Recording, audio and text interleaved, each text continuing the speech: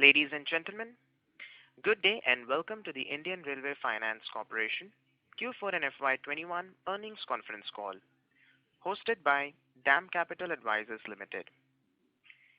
We have with us today from the management, Mr. Amitabh Banerjee, Chairman and Managing Director, Ms.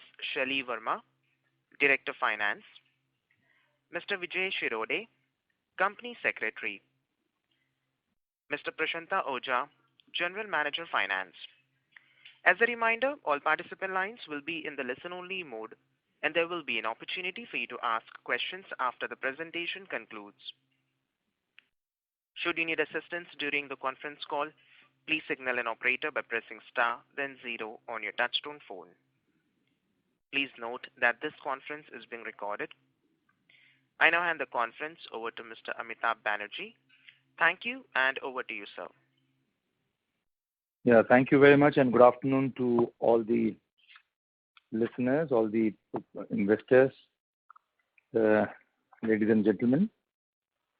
In fact, on this momentous occasion when IRFC has posted an all-time high revenue and profit numbers for FY21 as a whole, as well as Q4 21, I would like to share some of the important information pertaining to the financial results of Indian Railway Finance Corporation for the financial year 2021. IRFC, which happens to be the dedicated market borrowing arm of the Indian Railways, has posted a profit growth of 126% on year-on-year basis for Q4 FY21, which stands at 1,482.55 crore, vis-a-vis 654.63 crore that was reported in Q4 2020. The net profit for FY 2021 has grown by 38.34% to rupees 4416.13 crore, as against rupees 3192.06 crore for the corresponding financial year ended 31st March 2020. The total revenue from operation has grown by 17.5% on year-on-year basis for the same period to stand at rupees 15,770.47 crore, vis-a-vis 13,421 crore last year. The annual disbursement for IRFC has grown by a humongous, it is a record 46% on year-on-year basis, from 71,392 crore in FY20 to rupees 1,04,369 crore for the financial year 2020-21. The AUM for FY21 stands at 3,60,079 crore as against 2,66,137 crore last year, registering a growth of 35.29% on YOY basis. The capital adequacy ratio of IRFC continues to remain strong at 415.85% for FY21 as against 395.39% for FY20. The company continues to raise funds at the most competitive rates and terms both from the domestic as well as overseas financial markets, has helped to keep the cost of borrowing low. The CSR remains to be a focal area for IRFC, as the company has spent 93.44 crore for FY 2021 as compared to 49.45 crore for 1920. Now, this in nutshell is the financial results of FY21. Now, I hope everybody has got the, I don't know if you are conversant with the presentation that I'm going to have, going to give you. You see, I'll just, I think most of you are already aware of the basic business model that IRFC works on. But for the purpose, for the benefit of the newcomers as well as new investors who have joined, I would like to mention a few things before we go ahead. IRFC has been registered with RBI as a systemically important NBFC. It's a non-deposit taking NBFC, having an infrastructure finance company status. This is majorly owned by Government of India, about 86%, and which acts through the Ministry of Railways. So Ministry of Railways basically has this 86% share, and rest has been already divested through the IPO in January this year. This is the dedicated market borrowing arm for the Indian Railways. The primary business of IRFC is the financing of acquisition of rolling stock assets as well as infrastructure assets, and both are leased out to Indian Railways. So what IRFC does is that we procure these assets for Indian Railways and then lease them on financial leasing terms to Ministry of Railways for a particular term. We also lend to other entities which are under the aegis of Ministry of Railways. At present, there are two entities that we are lending to, that is RVNL and IRCON. But 98% of our AUM is to the sovereign, that is Ministry of Railways, and RVNL and IRCON only account for 2% of the remaining AUM. If you look at the AUM breakup, about 46% of the AUM is on account of lease of rolling stock assets, and 52% on account of project assets, which constitutes 98% of the total AUM, and 2% is to the loan to other entities. As I said earlier, the AUM is of the order of 3,60,000 crore, and which has been growing at a CAGR of 32.6% from FY19 to FY21, the last 3 years. And the net worth stands today at 35,913.4 crore. The return on equity and return on assets are 13.34% and 1.35% respectively. There is no NPA in our books. As a matter of fact, there's never been any NPA in the books of IRFC since its inception. And we are a tax-free company. We have become a tax-free company from last year onward, from FY20. And the total debt of IRFC as on date, that is to end of March 2021, stands at 3,23,111 crore. The NIM is at 1.43%. It has gone up from 1.38% earlier. We are getting the AAA ratings in the domestic market, and we are rated at par with that of the sovereign from the international credit rating agencies, namely Standard & Poor's, Moody's, and Fitch. The net gearing ratio to end of March 2021 stands at 9x, and the capital adequacy ratio, as I said earlier, is at 416%. Now, as far as the growth journey is concerned, we have been declared as a public financial institution under Section 4A of the Companies Act 1956, way back in 1996. We had issued we had come out with public issue of deep discount bonds at that time. We were categorized as NBFC, ND, AFC by RBI about 10 years back. We have issued secured redeemable non-cumulative taxable bonds. We have issued tax-free bonds till 2015-16. Government of India had permitted IRFC to raise tax-saving bonds under Section 54 EC of IT Act 1961 in November 2017. The financial statements for the year ended March 31, 2019, that is from FY 2019, we had the first annual financial statements in the Ind AS, that is the new accounting standards. That was with effect from FY 2019. And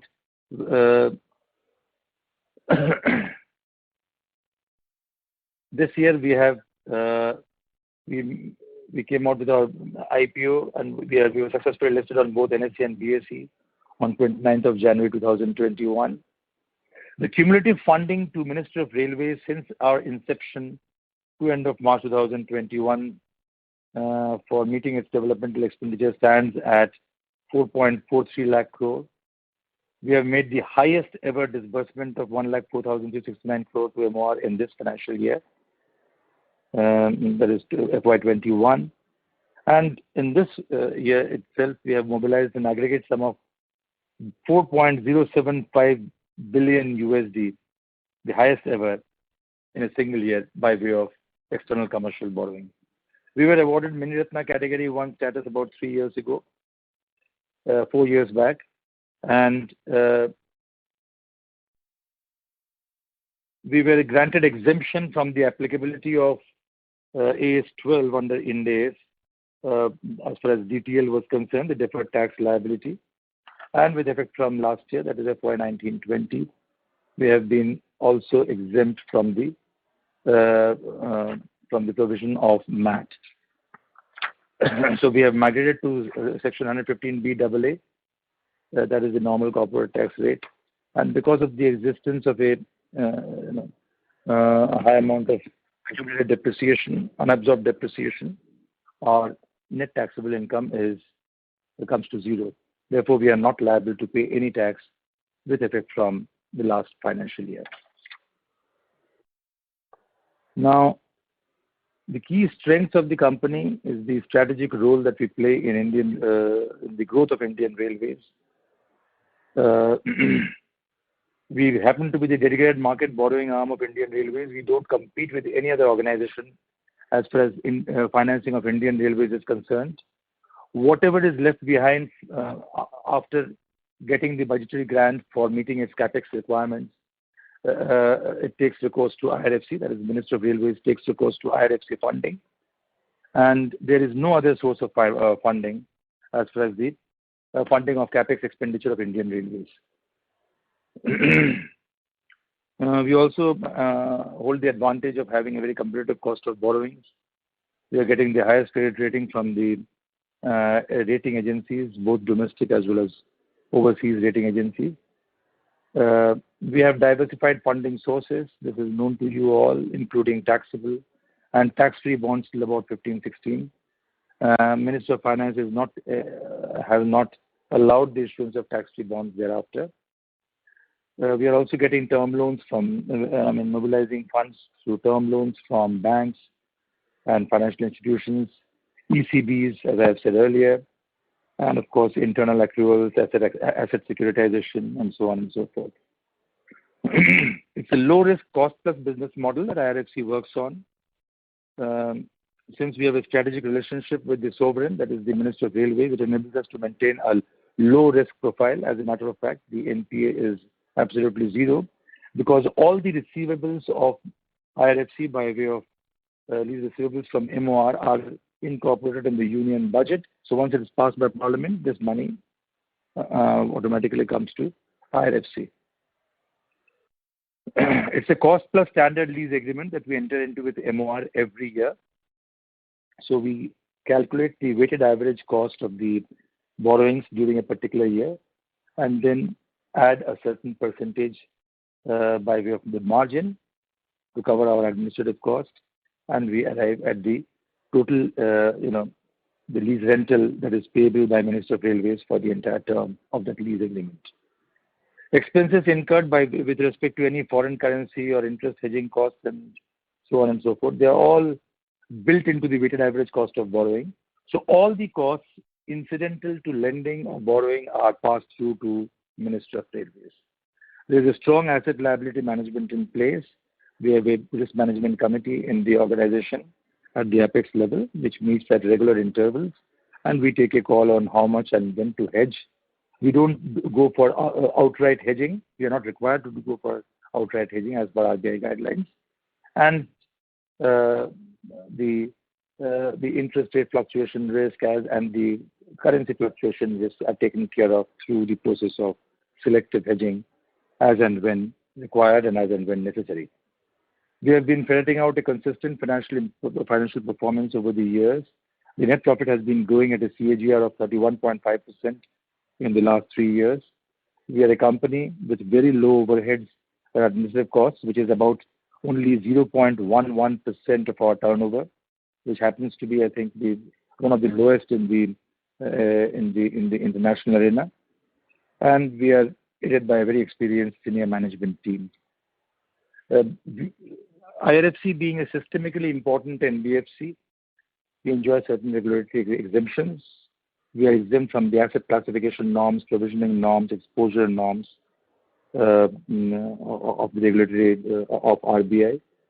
And of course, they do not apply to the 2% of our AUM, which is to RBI and Recon. Of course, we are subject to the provisioning norms in those cases.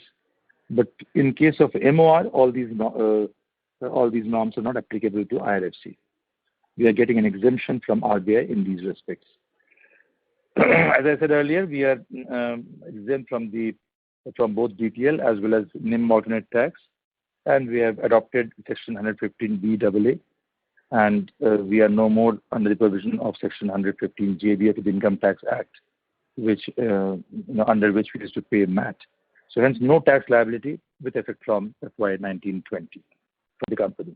We are also exempt from the applicability of GST as far as the leasing of assets to MOR are concerned. Giving a snapshot of the annual key financials of IRFC for the FY 2020-21.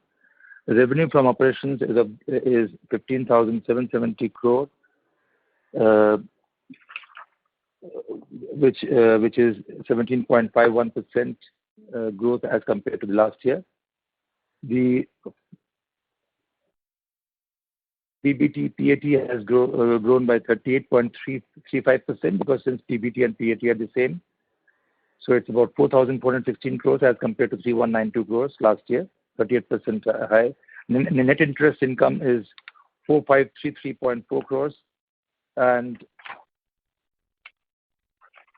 revenue from operations has grown by 38.98%. Profit before tax, as far as the Q4 results are concerned, revenue from operations has grown by 39%. Profit before tax has grown by 126%, as so is the case with profit after tax. As far as the disbursement to Minister of Railways by IRFC is concerned, the disbursement of 8,700 crore was made in Q1, 9,865 crores was in Q2, 16,550 crores was disbursed in Q3, and about 69,246 crores was disbursed in Q4, making a total of 1,04,370 crores. The net interest margin as of now stands at 1.43%, which has grown, as I said earlier, which has grown from 1.38% in the last year. The return on net worth is 13.34% vis-a-vis 11.57% last year. Interest coverage ratio is 1.39 as against 1.31 last year. Debt equity ratio is 9x as against 7.74 last year. And capital adequacy is 416% as against 395% last year. The asset under management I have told you earlier is about 3,60,079 crore. Net interest income is 4,533 crores, as I mentioned just now, and NIM is at 1.43%. Return on assets is 1.35%. Return on equity is 13.3%. The capital adequacy is 416%, and the net gearing ratio is 9x. The borrowing highlights of FY 2020-21. An amount of 61,300 crores was raised through rupee term loans from the commercial banks and financial institutions. And majority of these term loans, which were drawn from the commercial banks, were structured on a 5 plus 10-year basis, that is 5-year moratorium and 10-year repayment. So it was a 15-year term loan comprising 5 years of moratorium and 10 years repayment. And this was for the first time that we got a moratorium from the commercial banks. And most of this amount was utilized for disbursement to MOR as well as retiring high-cost loans that were taken earlier. External commercial borrowing saw a record high this year, with 4.075 billion being raised in a single year, that is in FY 2020-21. An amount of USD 750 million was through the issuance of 144A 10-year bonds at a coupon rate of 2.80%, and we executed 2 bilateral USD loans with SBI for 3 billion USD. As far as the domestic bonds are concerned, we raised about 27,727 crore through 9 issuances last year, that is in FY21. 4 issuances of 20-year bonds. We made 4 issuances of 20-year tenor bonds for 13,970, almost 14,000 crore at very, very competitive rates of interest. And one issue of 20-year bonds of 1,375 crore was, we got it at a very, very competitive rate of 6.8% at the fag end of this of the financial year in the month of March 2021. If you look at the borrowings, which stands on date, about it's about 3,23,000 crores is the total debt that we have in our books. Out of that, 47% is accounted for by the domestic bonds, 47.39%. About 33% is accounted for by the long-term rupee term loans. And the ECB portion has really risen from about 10% earlier or 9.5% earlier to 16.87%. So ECB has taken quite a portion of the pie this financial year. As I said earlier, we are getting the AAA ratings from CRISIL, ICRA, and CARE, and Moody's, S&P, and Fitch, as well as Japanese credit rating agency. They rate us at par with the rating of the sovereign, that is Government of India. Moody's has given us a rating of Baa3 with a stable outlook. Standard & Poor's BBB- with a stable outlook. Fitch BBB- with a stable outlook. And Japanese credit rating agency BBB+ with a stable outlook. The strategic role that IRFC is playing in financing the growth of Indian Railways is borne out by the fact that almost 82.25% of the total wagon population on Indian Railways is owned by IRFC. And 87% of passenger coaches and 89% of locomotives that ply on the rails of Indian Rail, ply on all over India in Indian Railways are owned by IRFC, and they have been given on lease terms to Minister of Railways by IRFC. As far as the low-risk cost-plus business model is concerned, you are all aware of the business model, the financing model of IRFC. Every year, I'll just mention this in short. Every year we are calculating the marginal weighted average cost of mobilizing funds from various sources during a particular year, and we arrive at a unitary rate, that is the weighted average cost, and on top of that, we add 40 basis points as our margin to arrive at the lease rental payable by the Minister of Railways to IRFC for a particular set of assets. You'll be glad to know that the weighted average cost of incremental borrowing for IRFC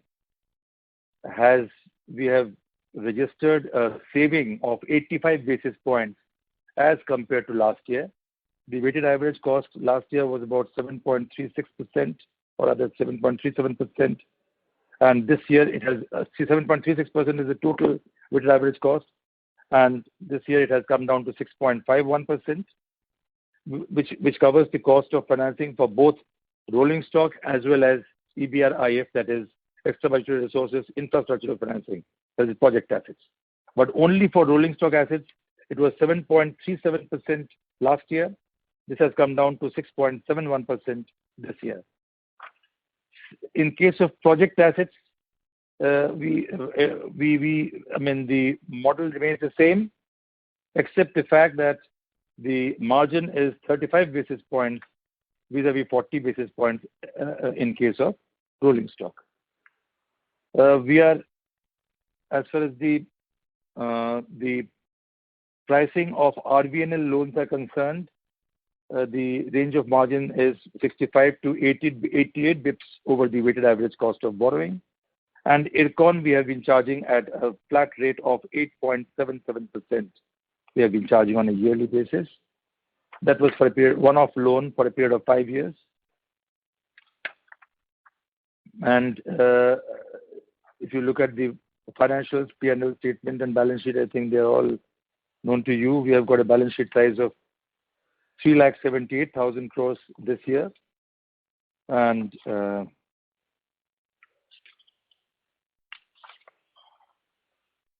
another important factor that we would like to mention in this respect is that we don't have any kind of we don't keep much of a balance in our cash balance or bank balance in our books, because it's all back-to-back kind of a financing that we do. Whatever we raise, whatever money we raise, we are immediately passing on to the Minister of Railways or to RVNL or to IRCON without keeping any money in bank.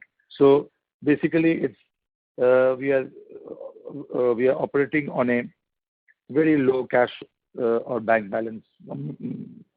As far as the business model is concerned, we don't keep the money idle even for a day. The day we raise the money, the same day we disburse the amount either to Minister of Railways or to any of the SPVs of Minister of Railways. So our team is ready for any questions that you may have. I come to the end of this presentation and the introduction to IRFC. Now we are open to questions. Thank you very much. We will now begin the question and answer session. Anyone who wishes to ask a question may press star and 1 on their touchtone telephone. If you wish to remove yourself from the question queue, you may press star and 2. Participants are requested to use handsets while asking a question. Ladies and gentlemen, we will wait for a moment while the question queue assembles. A reminder to the participants, anyone who wishes to ask a question may press star and 1 at this time.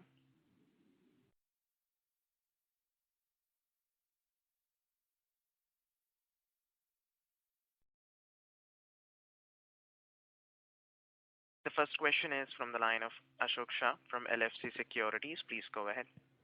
Thanks for taking my questions. Sir, we, as per this page number 6 of presentation, we have some interim dividend declared twice. So can you just give me information that what percentage of dividend was declared? That was first dividend, and second was, I think, 10.05%.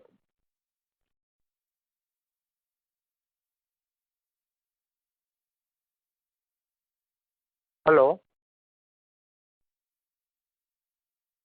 This is the operator, so we can't. Yeah. Sorry. I mean, it was on mute. Yeah. In fact, we had paid two tranches of dividends. One dividend was for the earlier year, and that was 500 crores. And the next was about 1,370 crores. That was the interim dividend for the last year, 1920. So, and that was about, it came to 1.05 per share was the dividend rate. And that was about 31% of our profit after tax that we have paid as interim dividend. So full year dividend comes to 1 rupees 05 paise? No, that interim dividend of 1,370 crores came to 1.05 paise, 1.05 rupee per share. Okay. So no other dividend was declared during the year? No other dividend pertaining to the last year. It was okay. And as you stated in a presentation that all income is tax-free for the company, IRFC. Yes. So whatever the dividend distributed is also tax-free, or what's? Yes. I mean, you would like to come in? Ojha may like to come on this. Ojha, please answer the question. Whether dividend distribution tax is payable?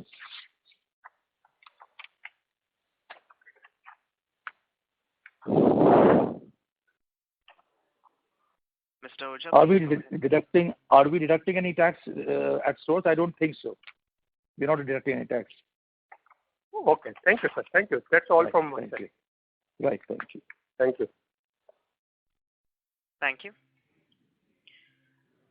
The next question is from the line of Anuj Jain from ValueQuest Capital. Please go ahead. Hi. Thanks for the opportunity and congratulations for the good set of numbers. Sir, I have few queries. Number one, in the recent results, we have noticed that board has approved the enhancement of borrowing limit from 4 lakh crores to 8 lakh crores. So can you throw some light on this, why it is done, and are we planning to go beyond the gearing of 10 times in near future? Okay, thank you very much. First question is regarding 4 lakh to 8 lakh. Actually, this is the borrowing limit that we will be approaching AGM with when we hold the AGM, because you need the shareholders' consent for a particular borrowing limit. We had taken this borrowing limit about 3-4 years back of 4 lakh crore. Now we are edging towards 4 lakh crore. I think we will be surpassing this 4 lakh crore because that's why we have a time span of about 4 to 5 years in mind when we go to AGM for a blanket approval of the borrowing limit. Having said that, every year we are approaching board of directors. For every financial year, we approach the board of directors for the fresh borrowing that we'll be doing during a particular year. So this is the blanket approval that we are taking because keeping in view the future capex requirements of Indian Railways in the light of the National Rail Plan 2030, Vision Document of Railways 2024, the huge capex requirement of Indian Railways that is in the offing in the next decade or so, we feel that this much would be required, the approval would be required. So we are taking this approval for a period of about 3-4 years going forward. You see, in the last year itself, we were given an original target of the original mandate of IRFC was only 58,000 crore to begin with, which went up finally to 1,04,000 crore. So in 1 year, we are getting a demand of 1 lakh crore.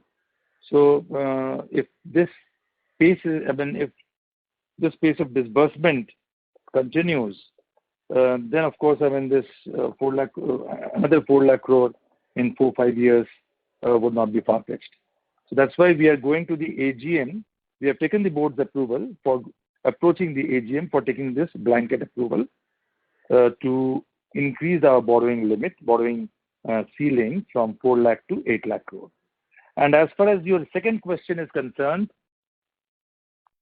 that is whether we can go beyond the capital gearing ratio. As of now, we have not taken any call on that, and we are quite well ensconced with keeping ourselves within the 10x limit that we have set for ourselves. This is an internal decision that we have taken, and this is in keeping with the general, the other NBFCs also in the public sector follow this kind of a thing, follow this kind of a capital gearing.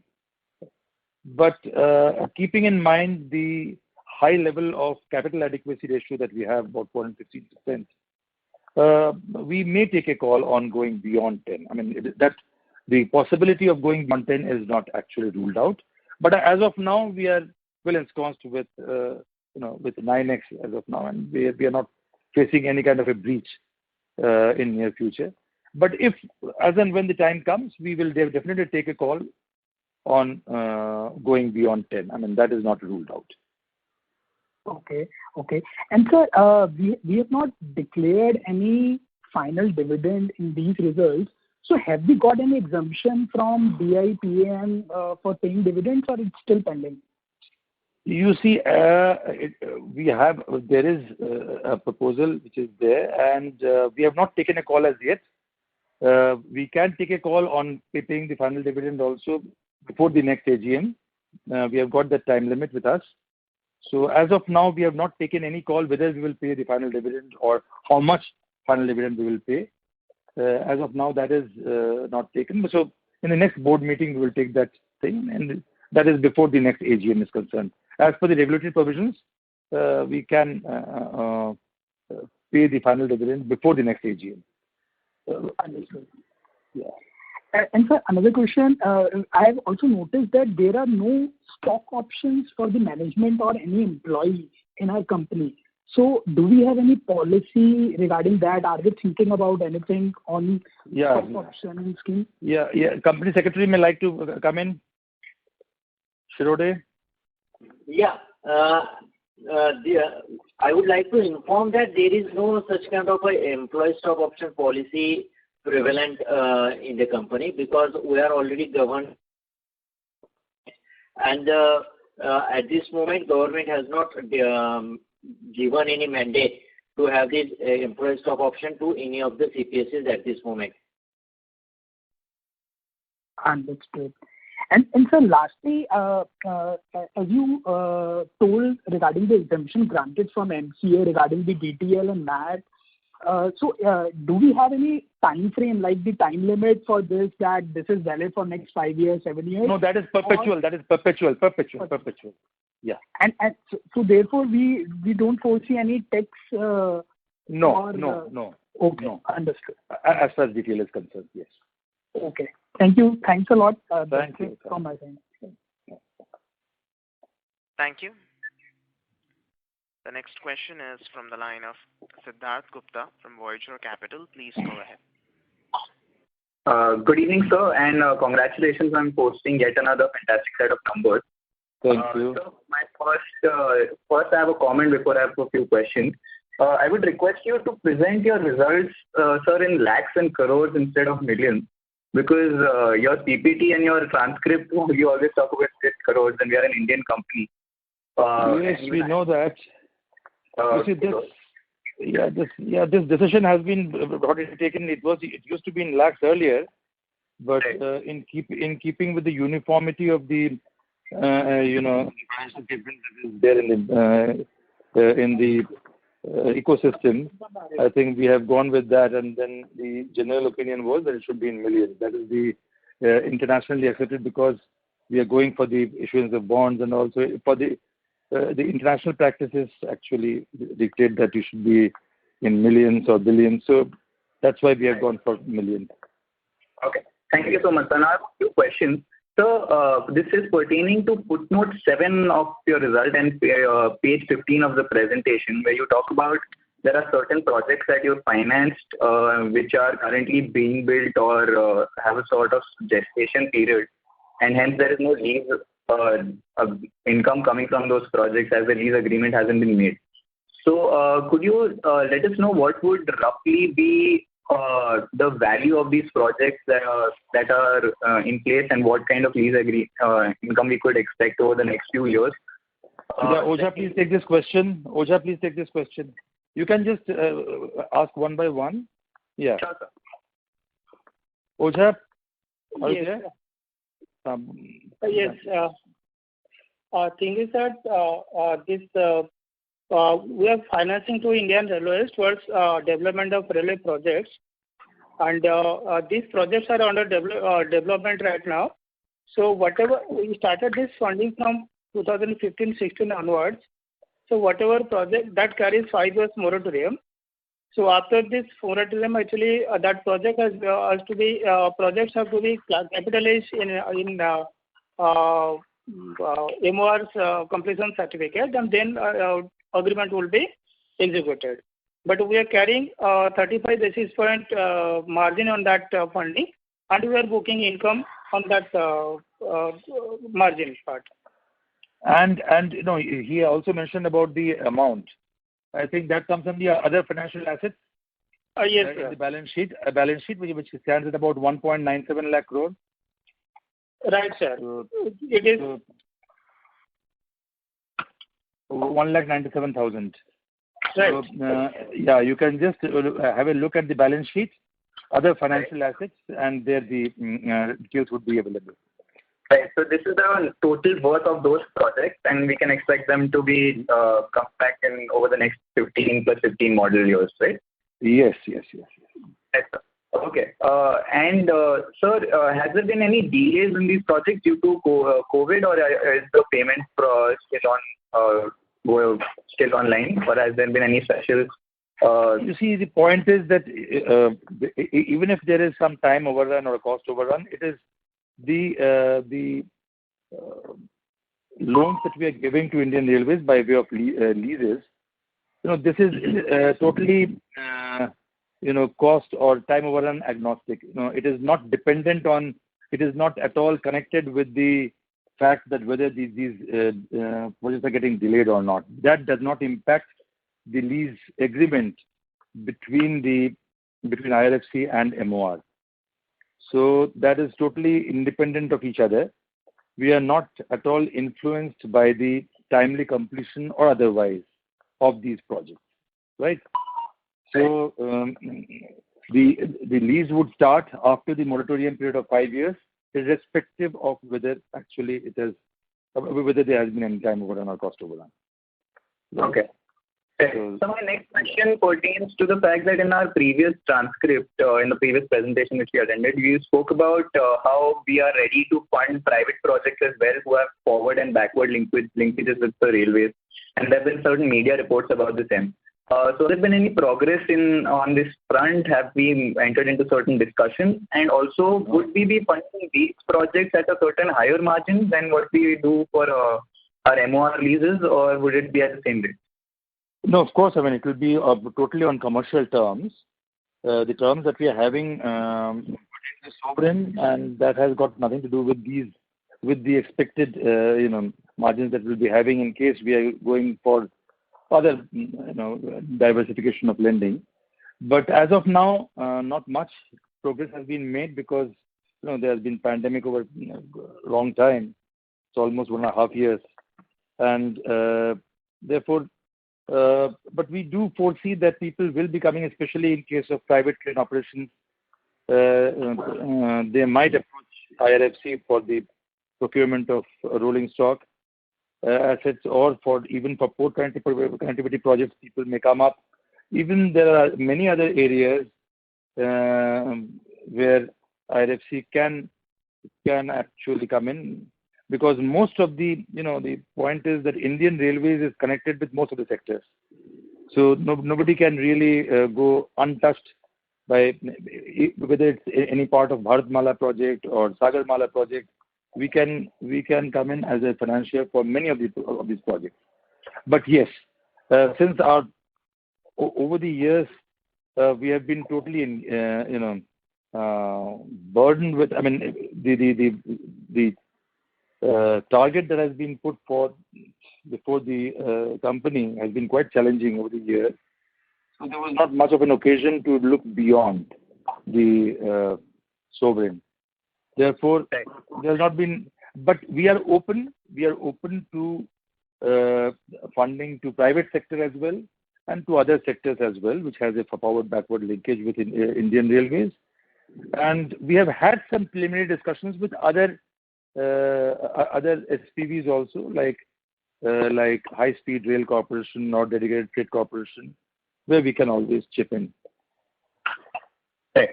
So apologies for taking so much of your time. I just have a couple of more quick questions. So I mentioned this in the previous call as well. So why isn't the company considering housing its projects and assets under subsidiaries or through raising more money through InvIT? Because this would unlock fantastic value for the company and will also actually help you with your internal gearing ratio policy of 10:1, because that would raise the equity that the company has. So is this something that has the board or the company generally considered? Has this come up in discussion with the MOR? Because this has been done with other issues in terms of GAIL and Power Grid. Yeah, that's a good suggestion, and yes, it has been deliberated, but yes, we have not yet taken any call on this. But the suggestion is well taken. Yes. Right, sir. And so just one quick question, sir. In your last call, you mentioned you raised about $750 million out of a planned $4.5 billion to external commercial borrowing. And you did mention that you've increased it from roughly 9 to 16% in the previous FY. But what is the target that we are setting for this year? Because from what I understand, we've been able to, due to our sovereign rating, we've been able to raise money at a very competitive rate. Not that it affects our business model at the end of it, because we do get a weighted average from the government. But what's our target for this FY for our external commercial borrowing? Well, external commercial borrowing last year was a record one. That was 4.075. Only 750 billion was through the 144 I guess route. Others were all, the syndicated loans that we got from SBI and some other agencies in yen bond, in yen loans also we had taken. So this year, I mean, we have raised the GMTN program from 4 billion to 7 billion. That will be approaching. So then we will take the call as to how much, amount by way of ECB. That we take a call based on market, dynamics. And therefore, we have a good amount of ECB in mind this year also, like last year. Thank you so much, sir. You've been very patient, and these have been really extensive answers. Thank you so much. I look forward to interacting. Thank you so much. Thank you. Thank you very much. Thank you. Thank you. The next question is from the line of K.U. Rashid from PNB MetLife. Please go ahead. Yeah, hello. Yeah, thank you, sir, for this opportunity. I just had a follow-up on the project asset book of portfolio. So I understand this portion of the book has been increasing in terms of the share. So you mentioned that large portion, I think 1.9 trillion of it is into this. So would this be the entire book, sir? Yeah, as far as this is concerned, I mean, if you see other financial assets, you will get the this thing. I mean, you will get the details of the leasing of project assets. They have not been taken into revenue because they are still under construction. So that is there. And any other light that you can throw, Ojha, on this? Whether this is the entire book or there's something more to it? No, this is the entire book, inclusive of accrued interest on that advances. Right. Yeah. You mentioned our lease agreement, standard lease agreement is yet to be executed. So would it be fair to assume that the entire book is right now in a way under moratorium, as to we are not receiving lease payments? Yes. The moratorium for those projects which we have financed in 15-16, that moratorium period is over and we are about to receive the lease rental. We are in an advanced stage of finalizing our lease agreement for the project asset. Everything is almost ready except the certain one or two issues are left behind, which are in the final stages of getting ironed out between Ministry of Railways and IRFC. And very shortly, we shall be coming out with the standard lease agreement as far as the project assets are concerned. So, sir, just to clarify here, this would be all the assets financed post 2016 that would be... Yes, those projects, yes. There are certain, there was one-off project in 11-12 that we had done for 2,089 crores for some railway electrification. They were also project assets, and the moratorium period is already over and we are getting the lease rentals from them. That was a one-off thing, but the EBR-IF portion, that is the extra resources infrastructure financing, what we call as the project assets leasing, actually started in a big way from 15-16 onward. So that was which was done in 15-16, that moratorium period is over. The lease pertaining to the assets leased during that particular year, that will start from this financial year. So the lease rentals of those assets will start streaming in from FY22 onward. And similarly, in the next year, the ensuing years will follow. Right. So I understand for the rolling stock book, we have, agreements with MOR to give certain advance rentals to basically manage the ALM. So do we have similar provisions in the project asset book as well? Because I understand this is a significant... Yeah, that's a standard clause that we are building in all our standard lease agreements. Just in case IRFC falls short at the time of redemption of its bonds or its liabilities by way of term loans from banks, and we are falling short of the liquidity, then Indian Railways will chip in with the necessary amount well in advance, so that at no point of time IRFC faces the risk of defaulting in its payments. Although in all its years of its existence, we have never had the occasion to invoke this clause. But this standard clause will always be there for giving that added comfort to the investors and the other stakeholders. Yes. And one follow-up on the project asset book. So do we envisage any other risk on this part of the book, given that I think the book is still, bulk of the assets are under construction. So does IRFC have exposure to any risk, any construction risk? We are not prone to any construction risk whatsoever. And all the techno-commercial aspects you must be clear on this particular point. That's a very important point that you have raised. All the techno-commercial aspects of construction of these projects, including that of rolling stock that we have been giving for so many years, they all devolve on Ministry of Railways. None of it devolves on Indian Railway Finance Corporation, IRFC. So we are totally, protected from any of the risks attendant thereto. No, sir, that is. And so one last question from my side is on one of the disclosures that we have made on the financials, point number 6, where we are showing certain reconciliation items. So I think, so can you explain what was the cause for this difference in amounts? That No, there is no such difference in amount. Only thing is that there are certain aspects of accounting which are still pending reconciliation with Ministry of Railways. It is just it's a very in ordinary course of business. This happens. It's a government department, and we are a commercial entity. We have different sets of accounting procedures, different sets of accounting figures. So naturally, we need to reconcile. We have already reconciled with RVNL, IRCON, because they are all commercial entities. They are all PSUs just like us. So there's not much of a problem. But since there is a separate set of accounting rules for government, they follow a government accounting policy. I mean, the Ministry of Railways, they pursue the government accounting practices. We are following the commercial accounting practices. So therefore, it takes time for reconciliation. It's a normal routine course. This is not any exceptional item that we have, but this is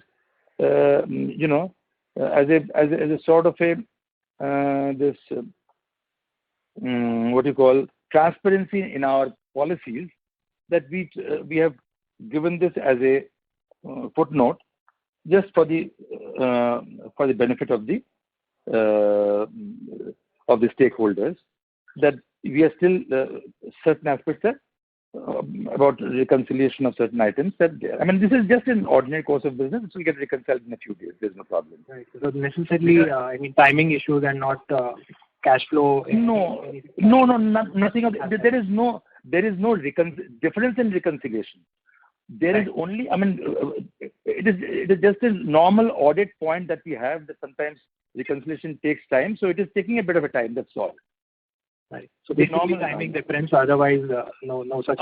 Otherwise, I mean, it is not that there has been any kind of a difference found out which has been found out in reconciliation. There is no such thing. Right. Yeah. Sure, sir. Understood. Yeah. Thank you. Yeah. Right. Thank you. Thank you. The next question is from the line of Bhavik Dave from Nippon India Mutual Fund. Please go ahead. Yeah.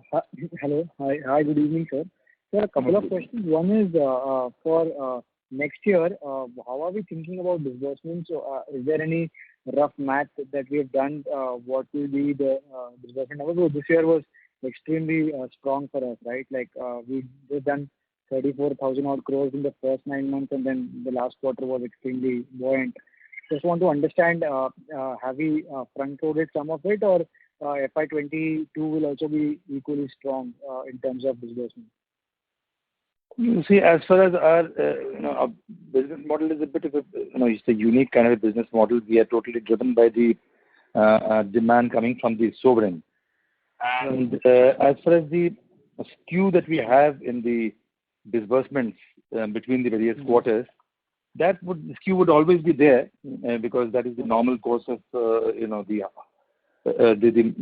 momentum with which the projects get executed, and generally it takes it achieves a crescendo only in Q4, and this time it has been extremely high. But yeah, I mean, it is for future to say that we started off with 58,000, we ended at 104,000. Let's see how this year pans out. This year I started with 65,000 plus, 65,258 crore to be precise, is the mandate of this year. And where it lands ultimately, it's very difficult to say at this point of time. But we are ready for any eventuality, and we have our sources of financing are very much within our grasp.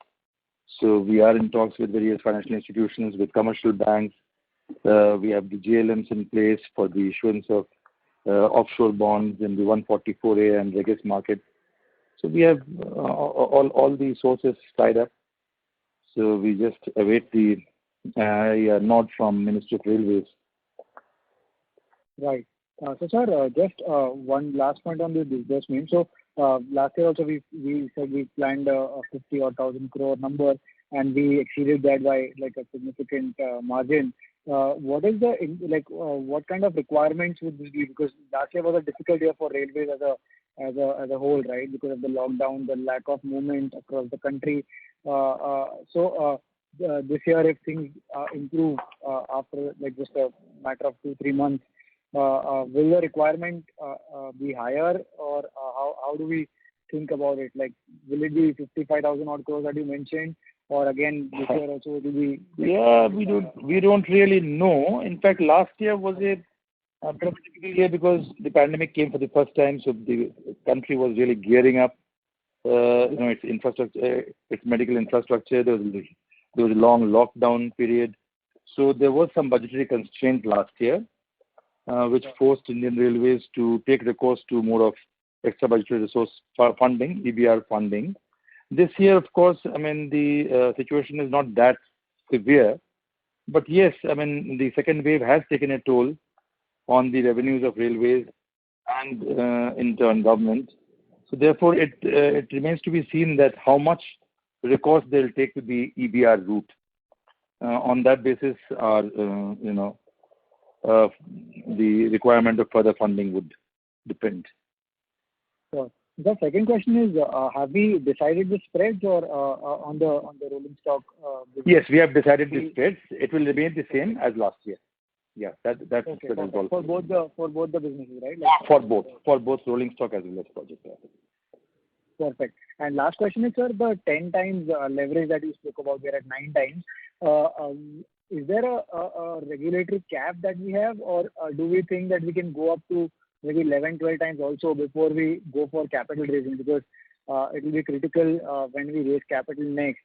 How are you thinking about it? Like, will you come to the market like in a 1 year time, or you will extend to leverage yourself to 11-12 times before we come out and raise capital? What are your thoughts on this? You see, there are no regulatory guidelines on this. This is basically it is an internal decision of the management, and we are absolutely open to going beyond 10 also if the requirements arise. As of now, it doesn't. But if it is required, we can definitely think about it. And as far as coming to the market again, as per regulatory guidelines, we have to again come to the market anyway in 3 years' time to divest up to 25%. We have just divested to 14%. So 11% anyway we have to divest in the next 3 years.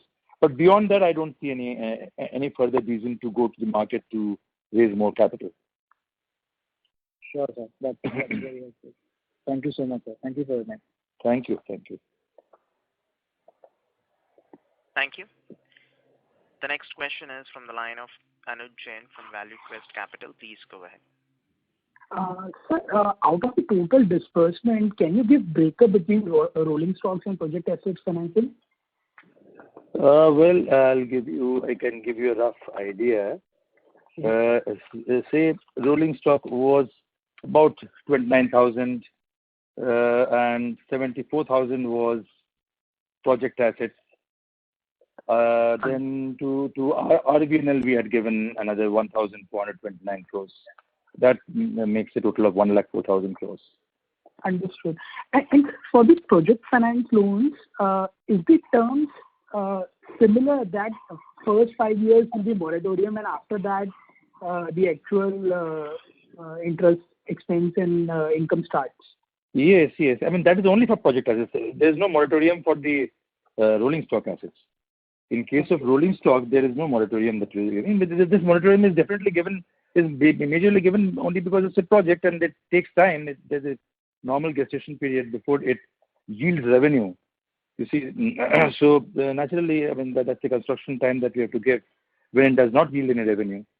So that moratorium is absolutely in place That's why we are giving moratorium of 5 years for project assets. Understood. Thank you. Thanks, sir. Thank you. Thank you. The next question is from the line of Shri Ram Prasad, individual investor. Please go ahead. Thank you, sir. Congratulations for a very good set. Thank you very much. Thank you.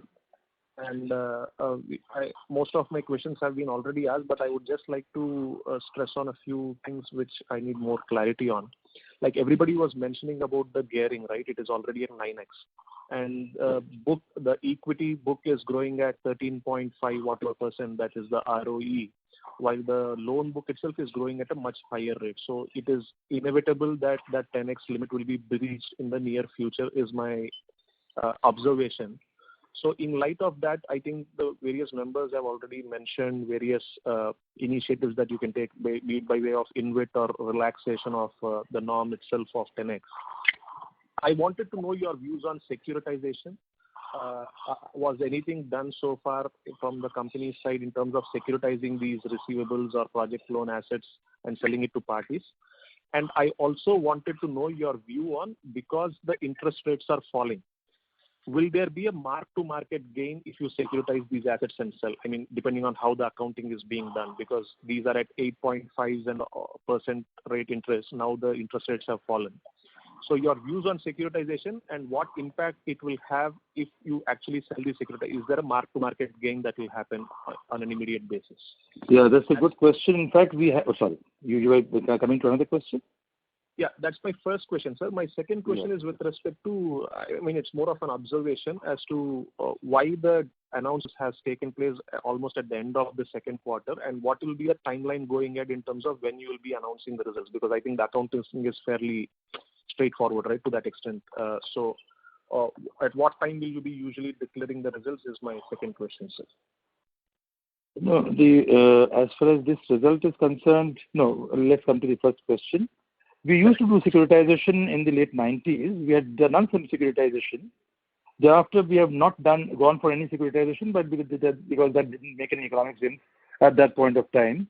But we have to again, yes, but we are absolutely open to going for securitization. We have done securitization earlier, and we are open to securitization if it yields any mark-to-market gains. We are open to that. We can definitely, we are open to that instrument also. And as far as the second question is concerned, we have come out with the results within the time limit that has been given by SEBI. In view of the pandemic, I think this has been extended by one more month. It was 31st of May, so it has been extended to 30th June. And you see, we have just gone public, so it takes some warm-up time is required, so that's why we came in. In due course of time, we shall take less time for announcing these results. Sure, as we sir. go Thank you forward. for clarification. As we go forward. Thank you. More questions. Your securitization initiative will be driven by mark-to-market gains, or if you are breaching the limits, you will do securitization. As in, what will drive such a behavior from your end? Is it that we will see that? Yeah, that we will see when we take a call on securitization. As of now, we have not taken any call. At that point of time, we shall see both these aspects. Got it, sir. And my last question. In case your limits are being breached with respect to your 10x gearing ratio, in terms of your book growth that is planned, will you ease the limits, or will you go for a capital raise, which you have to anyway do within 3 years' time? I would rather go for easing the limits than go for to approach the market for fresh capital infusion, because as of now, I think I need to because I am already quite adequately capitalized. So I would rather go for this, especially with a capital adequacy ratio of 415%. I don't see any reason why I should not go beyond 10. It doesn't make any sense, to stick to 10 and then having a huge capital adequacy ratio. Because almost all loans are secured. So I don't find any reason why I should be. So I would rather, if there is the first option. Thank you, Mr. Prasad. May we request that you return to the question queue for follow-up questions? Ladies and gentlemen, please limit your questions to two per participant. Should you have a follow-up question, we would request you to rejoin the question queue. The next question is from the line of Naman. I'm sorry, but till what time would this last? I think I was given a time up to 6 p.m. I've got another meeting to attend to. So can we just limit to the last question, a couple of questions more? Sure, sir. We'll take the last question from the line of please. Thank Naman you. Kumar, individual investor. Please go ahead. Sure. Thank you very much.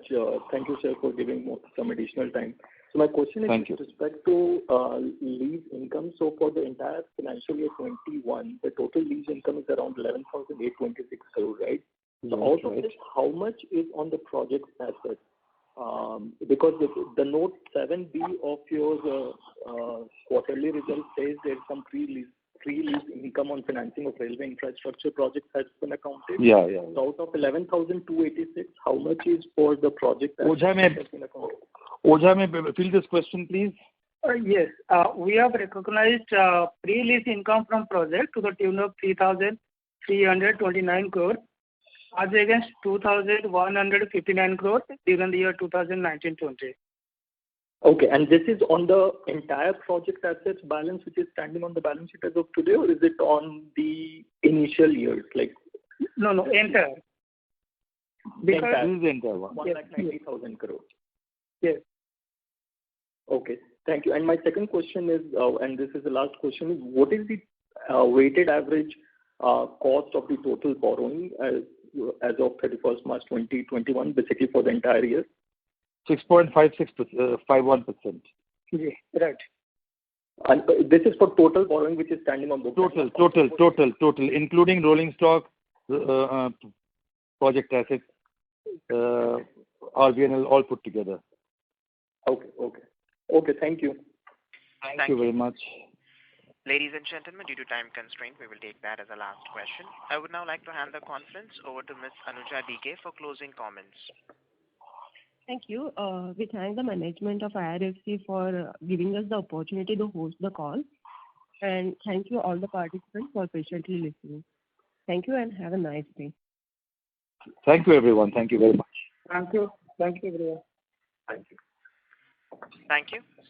Ladies and gentlemen, on behalf of DAM Capital Advisors Limited, that concludes this conference. Thank you for joining us, and you may now disconnect your lines. Thank you. Bye. Thank you.